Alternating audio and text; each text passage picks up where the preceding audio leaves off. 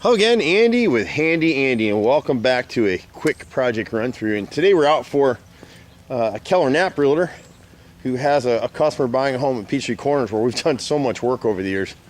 And so what we're looking at is a vinyl sided house. You know, people sell these things as maintenance free, and there's no such thing. And so it's a great little area over here, but there's a couple things with this particular house. It sits on a crawl space, and on the gutters here and on the other side, there's no kick out flashing, so water's running behind this gutter into the vinyl, and you can see where this roof decking is dipped right here because it's been getting moisture. I can't remember if the home inspector found that or not, but this is a home where buyers and sellers have kind of agreed on some things, and now they're having us come out here to look at it. Awful weather out here in Atlanta. This tree probably just dropped from the storms and all the water. You can see the water is getting held up over here. And so one of the things about water is if you got a house in a crawl space, you've got to direct this water away from the house.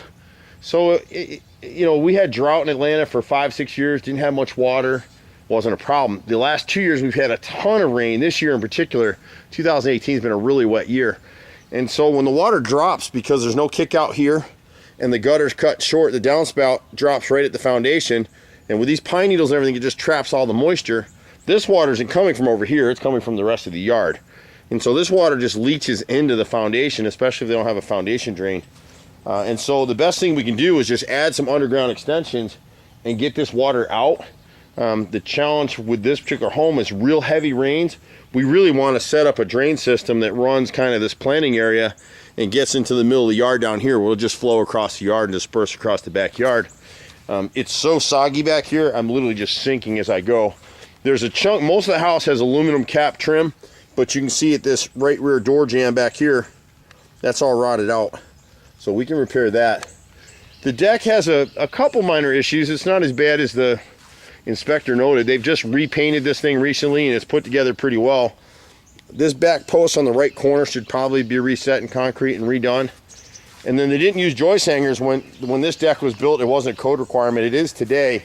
But if you look closely, you can see where they came in and where they built this, they screwed the joist through. This is a doubled up plate. So on the inside of this plate, the joist is actually screwed and nailed behind it. To meet code, we would just come down this line on the inside. There's a ledger board that supports the floor joist for this deck.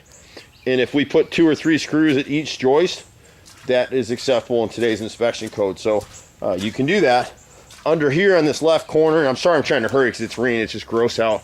This corner right here, they put a temporary jack, and this needs another 3-4 foot post cut in and set in concrete right here. Again, this gutter right here is draining back against the foundation, so they don't really have foundation issue here. That was something else the inspector came up with, but there is water getting into the crawl space. And the problem with a lot of companies that sell, the water intrusion companies, they don't treat the outside, they treat the inside. So they're looking at more of the symptom, meaning how do we get water out of your crawl space, instead of what we do is look at how do we keep water from getting into your crawl space. Part of this is cleaning your gutters, keeping them clean. Part of it is here, they've got nice 3x4 downspouts, but they just need to direct this gutter away and around these trees. Originally they did it this way because they had 2 trees here, you can see the stumps. Well, now those are gone, so this little elbow right here should be changed to what we call a B elbow, which just means it goes the other way, and we can trench a pipe so it'll drain this way. You want to go the natural topography of the land that you've got and just let the water run. And instead here, it's actually getting trapped, so it's settling back against this crawl space. And literally what happens is hydrostatic pressure builds up and it just leaches back into the crawl space. They've got the same thing going on in the front of the house. The cracking that the inspector noted, it's in a lot of different places. But you can see in some places, the crack followed the cinder blocks. So what you have here is a cinder block foundation. A lot of the newer houses today are poured foundations. So we see cracking in those, it's a little more cause for concern. Here, you had cinder blocks that were skimmed over with a masonry stucco finish. And so having cracks like what you have here, it's pretty normal. Mostly what we do with this stuff is we seal the cracks with an epoxy and then just touch up the paint and just monitor it. But there's nothing serious going on with this house. Every house settles in for the first 30 years of its life, and people don't realize that. If there was something serious here, if we go inside the crawl space, we'll see 2 or 3 cinder blocks cracked in half. then you've got a serious settling issue. And in some neighborhoods we have that, where they used to build in these neighborhoods, they'd fill in the back lots with junk and debris and then build over the top of it. Well, when all that garbage and stuff decomposed over the years, then it forms a void under the foundation and it cracks. That's not what's going on with this house. The issue with this house appears to be pretty simply is to maintain this water and get it away from the house, and problem solved. So we do tons of this stuff. The rest of the items that we're bidding here for this homeowner is all interior stuff, so we're not going to be able to video that. But the Handy Andy guys do a little bit of everything, always have. They've been out here for 25 years doing this stuff. It's crazy to think we've been in business that long in Atlanta. But we do a little bit of everything. Just be patient with us. Let me show you the side over here real quick. So you can see they added an extension here, but these really aren't the types of extensions you want. These will fall apart. UV rays break them down. You see all the corrugation in this thing down here? It's just not what you want on your house. They put it here because before, without it, the water was dropping and sliding into this garage, so that's why they did it. It's the same thing up here. They forgot about this front corner of their house. Then this is the other area that it's getting water into the crawl space. This right front corner porch right here.